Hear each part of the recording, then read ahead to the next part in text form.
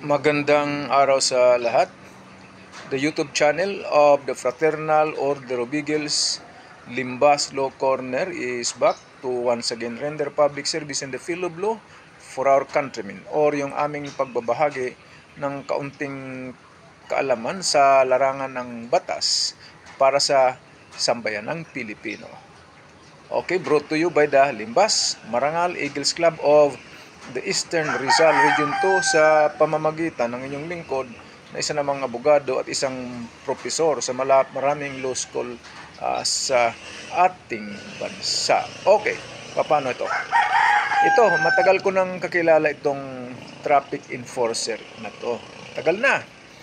Hindi ito tawag kung hindi personal kaming nag-usap.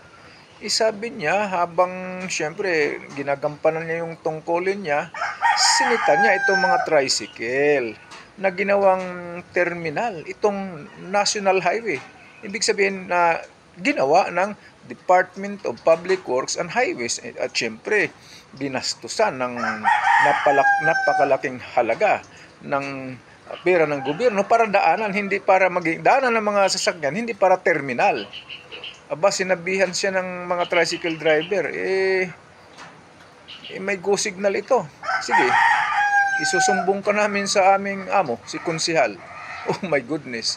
Maniwala kayo, kinabukasan, pinuntahan siya ng Panginoon. Sinong Panginoon? Si konsihal. At sinabihan siya na, hindi ka kumikilala.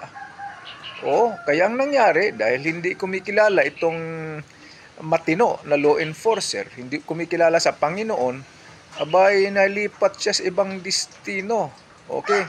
Yung destino niya hindi na sa highway, hindi na magulo, wala na siya masyadong sisitahin.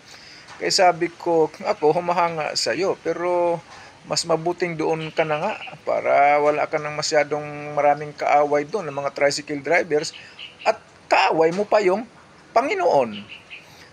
Nakakalungkot mga sambayan ng Pilipino na kung siya pa yung nagpapatupad ng batas trapiko, siya pa yung napasama at ang naghahari. Ito mga abusadong tricycle driver na ito, na ulitin ko, ginawang terminal ang National Highway, right?